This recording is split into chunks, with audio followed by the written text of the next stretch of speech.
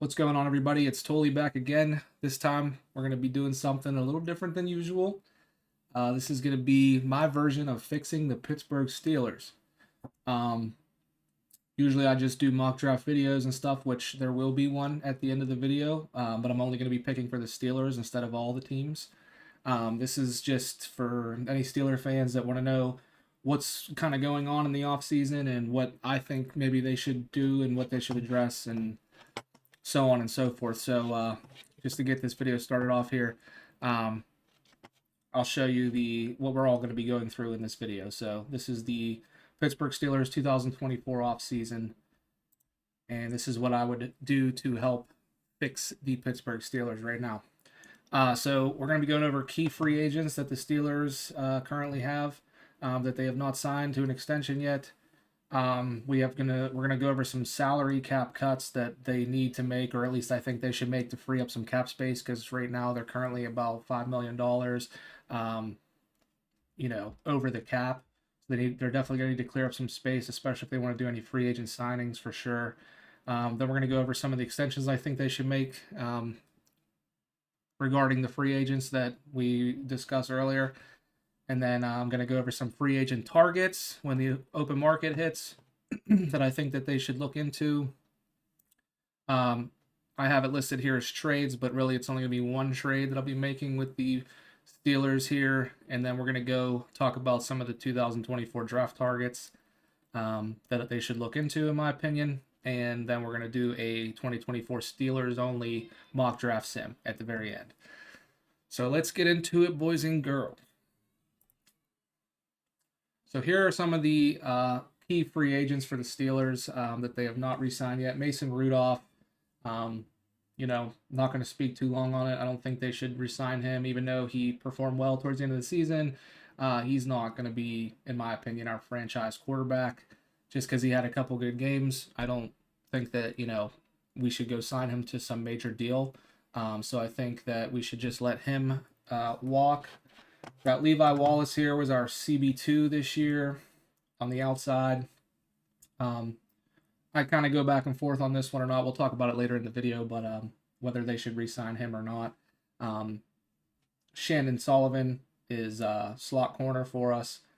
He came in pretty cheap. We signed him. I don't think he did bad, but I don't think he did awesome either. So we'll discuss that. Marcus Golden is a edge rusher, depth piece. Quan Alexander, middle linebacker. Miles Killebrew was a special teamer for us. He actually made the Pro Bowl for special teams. James Pierre, corner. Montravius Adams and Armand Watts are both depth defensive tackles. So that's kind of what we're looking at right now. There's more free agents that the Steelers have actually than just this, but this is just some key ones.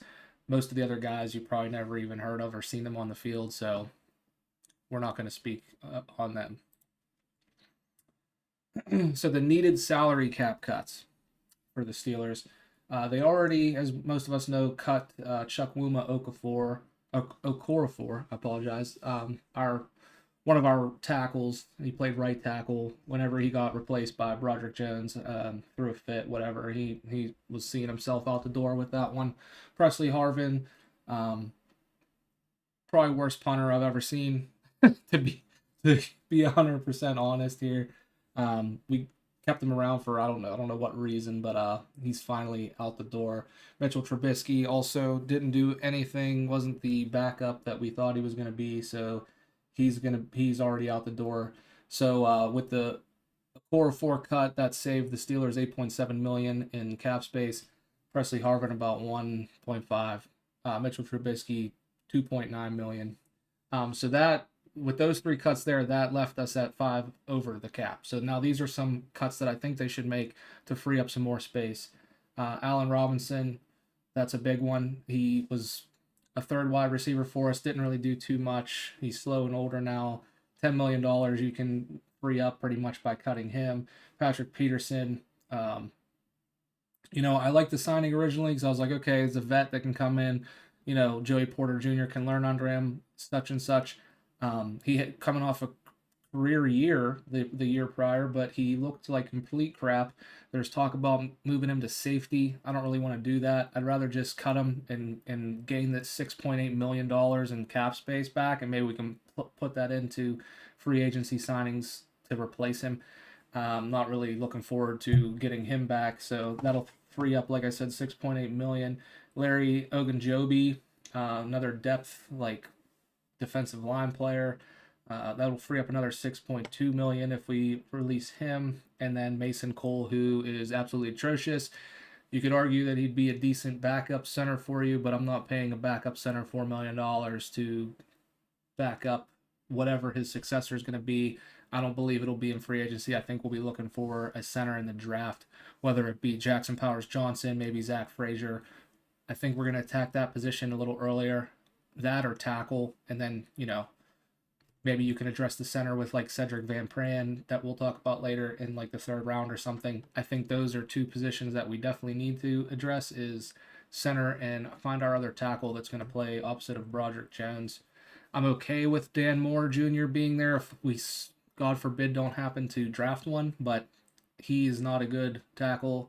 He gets beat all the time, but he's kind of just like a Band-Aid if we don't get one. It'd be okay to have Dan Moore starting again next year. So with all the cuts, the Steelers would free about $36 million in usable cap space with these cuts. Next up, talking about some extensions, I would extend Marcus Golden because you could probably get him cheap, like $1.3 million, I think is what his what he was making. He played well for the times that he was in there. He's an older guy. He's probably not going to want a whole lot to stay, and it'd be a cheap depth option for you to keep Marcus Golden there at outside linebacker. Miles Killebrew, I mean, if you make the Pro Bowl as a special teams player, plus he can be a depth safety for you, minimal $2 million to keep him around. I would, sign him to an extension. Levi Wallace, probably about $5 million a year if you keep him, and I would have been honestly fine with letting Levi Wallace go. But if we don't end up getting a corner in the draft or something to replace Levi Wallace, or even in free agency, then you're kind of left with. Right now, I think we need a slot. Obviously, we need a slot corner and another outside corner. If we let Levi Wallace and Shannon Sullivan go, so I would just extend Wallace just so that you have something there. God forbid you can't find something in the draft or in free agency. And then Montravius Adams, another depth defensive line player, easy $2.5 million to keep him and keep him around just for some depth, right? So that's going to move us on to the next one here. So Kenny Moore is one of my free agent targets from the Colts. He is a slot corner. It's coming in at market value somewhere around $8.3 million. If you have $36 million in cap, I think they should go out and make a couple signings at least. He's going to be the biggest one on my list here for that. But bring him in there. Now you got your slot corner piece. Got Joey Porter Jr. on the outside. Then you have Levi Wallace on the other side. Still, if you can't address corner in the draft, at least you're okay, for a little bit. But I would still like to get that second outside corner in the draft if we can. And then my second player I have on the list here is Taylor Rapp, played for Buffalo, safety. He's young, hasn't really panned out too much, in the league, but I think, he's just one of those players you can go get for fairly cheap, $5.5 million, and maybe he can start at your other safety position because I think KZ's probably out of here. Keanu Neal, I'd probably let him go as well. I don't. They need an answer at the other safety position, and Taylor Rapp's only 26 years old. Maybe he comes to Pittsburgh and turns it on for you. It's possible, right? And I don't think he's a bad safety by any means. I was looking for a cheaper option safety so that we can, stay under the cap there and have some more money to spend later on. No arguments about that. Tim Settle, going to be a defensive tackle. I'd target maybe in free agency just to get another depth. Because if you're letting Armon Watts go, you're keeping Montravius Adams around. But other than that, you got like Keanu Benton, I'd add something else on that defensive line there just for some depth. And then my last free agent target would be Tyler Huntley, former Raven quarterback, backup quarterback. You'll see kind of where I'm going with this as we move on, which I think it might be my next slide. But you brought Arthur Smith in. Everybody's been talking about how, the dream scenario would be to get Justin Fields, and the pairing of those two with Arthur Smith, offensive coordinator, going to be a heavy run scheme. We're thinking, at least, and probably will be. You're going to have a lot of Najee Harris, Jalen Warren. You get a rushing quarterback back there, somebody that can move, like Justin Fields, for example.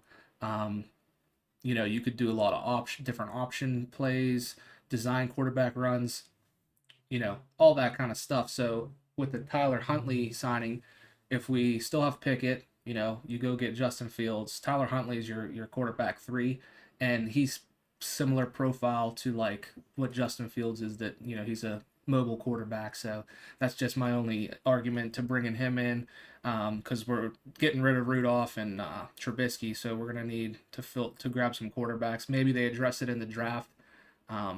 Maybe get a young rookie later on in the draft to come in and compete for that third string, second string quarterback, whatever. But that's just, he's still young, still a young player. Tyler Huntley, he did pretty well in the couple spot starts that he had. So, and he just profiles similar to Justin Fields. Literally the only reason why I threw him in here. So next up is the trade. So I'm gonna have the Steelers send a 2024 second round pick and a 2025 fifth round pick to go get Justin Fields off the Chicago Bears. I'm a believer in Kenny Pickett. I still am, but with the Arthur Smith OC hiring, it seems to me just to elevate that to its highest level would to be bring in Justin Fields. If the Chicago Bears are dead set on going quarterback 1 overall with Caleb Williams or whoever they choose, which it makes sense. They should do that, because then they're going to have to pay Fields if they don't. The Steelers getting him a benefit to that is that, he comes in, he still has a year left on the contract, so he'll play 2024 for you. And then in 2025, you could accept his 5th-year option and have him for 2 years on the cheap. And then, if he performs well, then yeah, you're going to have to pay him. But you're basically, quote unquote, renting him for those 2 years for cheap. If he performs well, great. That's what you wanted. Then you pay the guy. That's what you wanted. And if he doesn't work out, then you can always, cut him or trade him or release him when his contract expires anyways. And you don't have to sign him to an extension. So I don't see any bad way that works out for the Steelers if they go and do it. Obviously, Kenny Pickett's going to be a little bit upset. But, I think he got a bad shake because you had Matt Canada as our offensive coordinator for so long, and Kenny Pickett was under him and didn't really get a chance to show what he could do with a different OC. And now, you bring Arthur Smith in and maybe Kenny Pickett can shine. We saw that Matt Canada ruined our offense. As soon as he walked out the door, we have 400 yards of offense, with like interim offensive coordinators. So I do think Kenny Pickett can still do it. But in this scenario, we will be going and getting Justin Fields to play quarterback for the Steelers, and hopefully for the long future. All right, here is just some 2024 draft targets that I want to mention that I think the Steelers should possibly target in this upcoming draft. So I didn't include any second round picks here because we're trading that away for Fields, so there's no point to discuss any of those in this video. Excuse me. So with us releasing Mason Cole in this video, you're not going to have a starting center. I wouldn't pay $4 million for a backup center like I mentioned before. I think one of the very first players that the Steelers should target, if in this scenario, would be Jackson Powers Johnson out of Oregon. He's arguably the best center in the draft. Next center, I would say, if you can't get your hands on him, is like Zach Frazier, but he's more of a second round guy, which is why I didn't include him in this target video. If somebody would happen to come snag Jackson Powers Johnson before you can, We pick with the 20th pick of the draft, first round, so you got to wait 19 picks before you can choose. So anything could happen. But some other players to mention, I think Talise Fuaga, right tackle out of Oklahoma State, or what was it? Oregon State. Oregon State. Um, right tackle, mauler in the run game, fits the Arthur Smith scheme perfectly. I just think he'll probably be gone by the time we pick, but I just included him here because it's a perfect fit, I think, for this offense and the way that it's going. And then the other tackle I have listed is Amarius Mims out of Georgia. Um, right tackle, didn't play a whole lot in college, so there's still a lot of unknowns with him, but he's the snaps that he did play showed, he's probably going to be a back end of the first round talent. We could grab him up. He's a former teammate of Broderick Jones, and maybe they get a little chemistry there. You kick Broderick Jones back to the left tackle spot, which is his natural spot, and you plug Amarius Mims in at right tackle to have two bookend young tackles for the future. And maybe we can address center somewhere else, but maybe even in the third round, which I'm going to get to him in a second. But other targets in the first round, we're still looking for that other outside corner opposite Joey Porter Jr. We put the Band-Aid on with Levi Wallace, but that doesn't deter me away from going and getting another corner here in the first round if, for whatever reason, you can't grab one of these offensive linemen. And a couple to mention, Quinyon Mitchell out of Toledo, lockdown corner, ball hawking corner, had the best Senior Bowl out of any DB there. The big concern on him was that he played at a small school, so they didn't know if he could live up to the big time competition, but he went out the Senior Bowl and balled out against top, some are first round wide receivers, some are second. Not everybody went to the Senior Bowl, of course, not all the top guys, but he definitely showed he can hang with some of the big dogs there, and I think it would be a hell of a pick. If, like I said, if we can't get one of these offensive linemen, I personally would target the offensive line first out of anything if I'm the Steelers. But another corner to mention is Cooper DeJean out of Iowa. Probably best tackling DB in the class. A lot of people say, and I also happen to agree, that he'd be a hell of a safety. We do need that other safety position if Taylor Rapp, who I mentioned earlier, doesn't work out, if we would sign somebody like him. You could put him at slot corner, you could put him at outside corner, you could put him at safety. Cooper DeJean, hell of a player. So just another player to mention to watch if we can't get our hands on some offensive linemen. Next up, I have Cedric Van Pran. He's a center out of Georgia. Kind of profound to be somewhere around the third round. So if you would miss out on Jackson Powers Johnson and you go take a tackle or a corner, like I previously mentioned, maybe you could target Cedric Van Pran in the third round to get you a starting center since we let Mason Cole go. Other ones to mention in the third round, I'm okay with Landon Roberts and Holcomb as our linebackers. Holcomb was playing well before he got hurt, so I'm fine with him. Landon Roberts looked great from what we could see, but I still think you need to get younger in that department eventually. So another one, Peyton Wilson is like my linebacker 2 coming out. There's just some injury concerns with him, but he looks great. Junior Colson, another one to mention out of Michigan in the third round, or Cedric Gray from North Carolina, third round middle linebacker. I have Mike Sammer still listed here as a third round corner we could target because he's kind of another one I think that could play cornerback, safety. If he plays corner, probably going to be slot.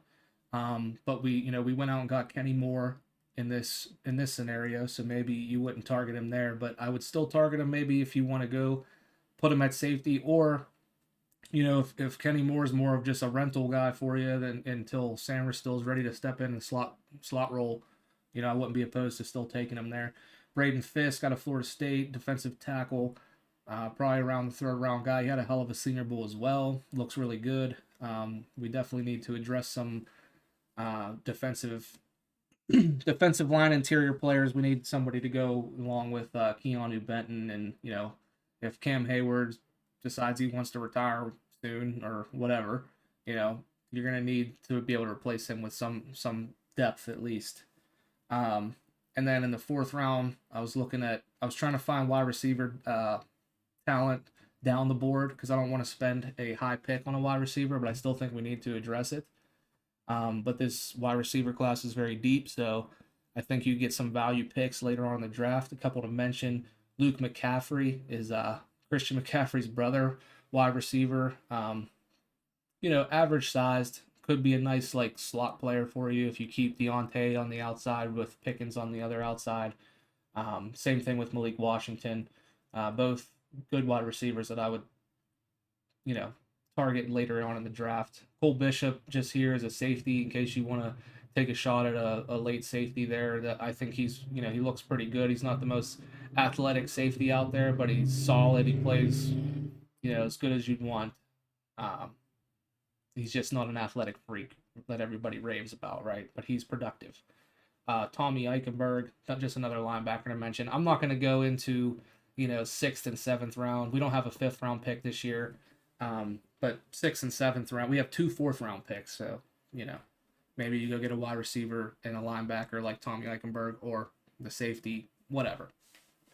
But yeah, like I'm not going to sit here and try to discuss 6th and 7th round picks because we don't know what that's really even going to look like. I mean, I have an idea, but I'm not going to, none of them are just so great that I have to mention them in the 6th, 7th round. So I digress. Whatever. All right. So next up, after we just went through all that, I am going to do a mock sim with the Steelers here. The site is going to draft everybody else's team, their picks for us. We're just going to do all picks that the Steelers have here. And we're going to make sure when we get to that 2nd round pick, we trade that to Chicago because that was the Justin Fields when we acquired him. So, but yes, we're going to do just the Steelers picks, all 7 rounds. And we're going to try to base it off of what we addressed earlier in the video with the free agent signings and such. And obviously the Justin Fields trade. So let's start this draft here. It's just going to go down the board for us. We're not going to do any trades. This is just from where we're picking, just to give us an idea. So here we go. So we've got some of the ones we were mentioning. We got Talise Fuaga still on the board. Cooper DeJean. There's Quinion Mitchell. No Amarius Mims, though. He got selected already. Where'd he go? He went to the Bengals at 18. Okay, that's fine. We also should have Jackson Powers Johnson is here. And for sake of argument for this video, sometimes the mock draft simulator does what it wants. There's my dog ruining my video yet again. Yet again. Get out. Get out. Always. Anybody want a free German Shepherd? He's yours. Anyways, Talise Fuaga, I honestly think he'll be gone by this pick if we're being realistic. This site just kind of just does whatever it wants sometimes. Like, they've got freaking Chris Jenkins going here at 16 overall. There's no way that happens. So we're just going to try to be realistic with it. I think Fuaga will definitely be gone, but I think Cooper DeJean could be there. Quinion Mitchell could be there. But with Jackson Powers Johnson still sitting here and we have no starting center at all after getting rid of Mason Cole in this scenario, we're taking Jackson Powers Johnson with our first pick there at 20.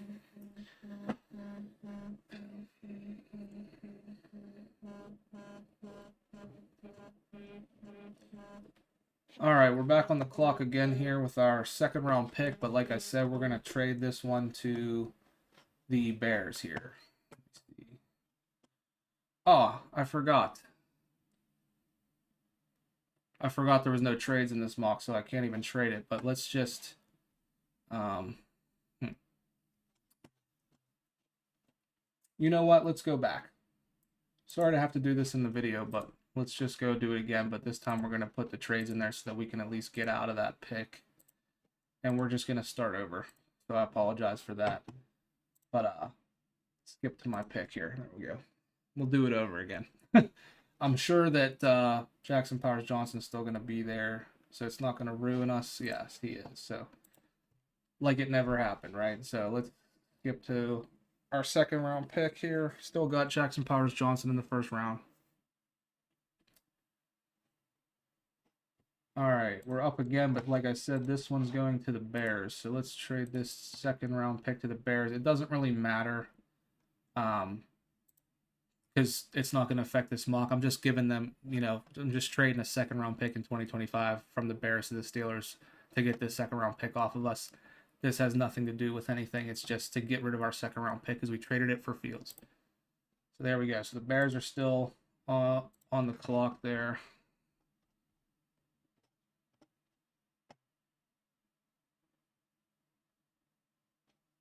All right, skipping to our third round pick.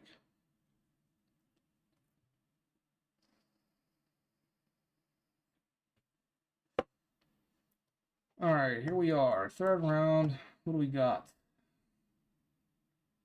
Braden Fisk is here. Mike Samerstill is here. Peyton Wilson's here.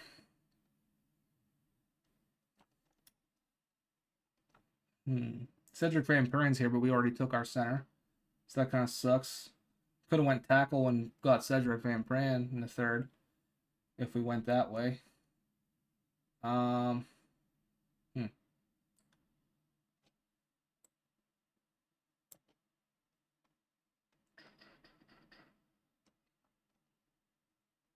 I'm thinking maybe Mike Samerstill or Braden Fisk. Because of, because we have the Band-Aid with Levi Wallace there, maybe we already got a slot corner. So it's either we get Samerstill, we put him at safety, or we take Braden Fisk to give us another defensive line interior player that can play alongside Keanu Benton for the future.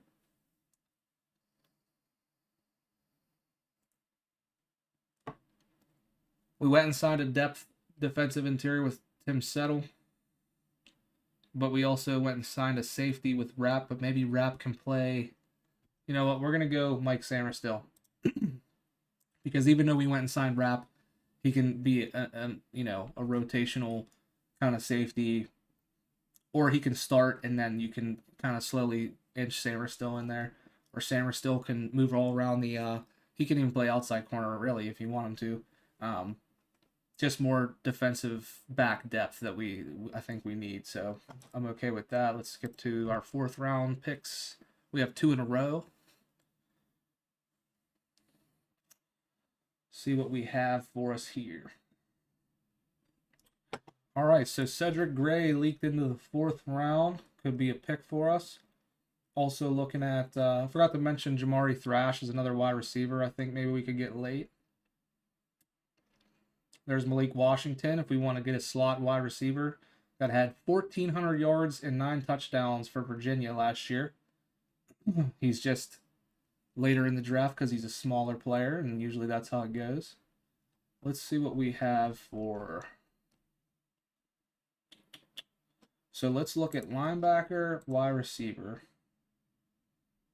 We'll throw offensive tackle there just in case we want to maybe take a depth tackle or something. All right. Roger Rosengarten is interesting if you wanted to go tackle. But other than that, there's nothing really left tackle-wise. I think, we could go Blake Fisher too. You know what? I think I'm going to get us younger at linebacker first. We're going to get Cedric Gray here from North Carolina for the 4th round linebacker there. And then for our wide receiver, kind of upset my boy McCaffrey is not here. So that just makes my pick a little bit easier. We're sticking to our ideas with the presentation. I'm going to go take Malik Washington here to play slot wide receiver. Even though you have a similar player in Calvin Austin, I would like maybe an outside wide receiver, but down here, most of them are on the smaller end. The only other one, the one that's bigger that I still do like, would be like Javon Baker going with him, but that's okay. Look, Malik Washington there with our 2nd, 4th.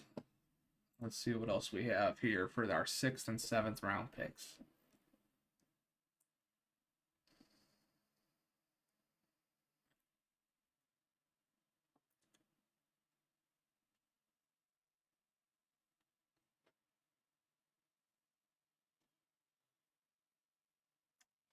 All right, here we are in the 6th round.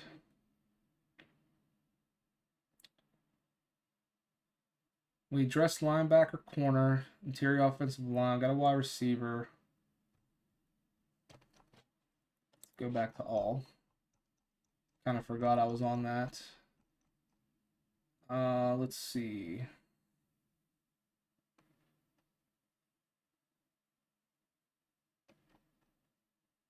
We could take Kingsley Aguakun here. He's a center, but he could just back up Jackson Powers Johnson because now with Mason Cole gone, we don't even have like any centers on the roster, so he could just be a backup center.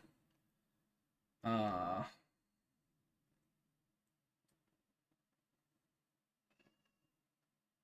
Dwight McGlothern is still here. I think I might go Dwight McGlothern.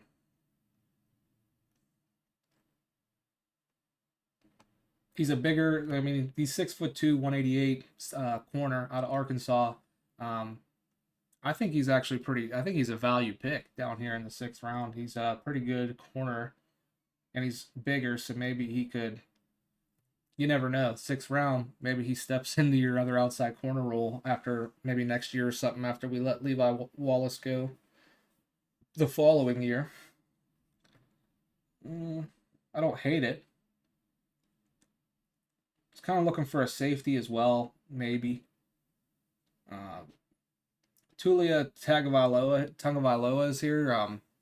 Tagovailoa's brother. And if we didn't have Huntley, I would say, maybe you just throw a pick at that. You know, Tomlin loves Maryland players for some reason. He's obviously going to be a backup for you, but at least he would be just some more depth there at quarterback, but I'm not going to go with that. Other guys I'm looking at is MJ Devonshire from Pitt and Renardo Green from Florida State. Those are also some good value picks late. But for now, I'm going to go with Dwight McGlothern's cornerback there with our 6th round pick.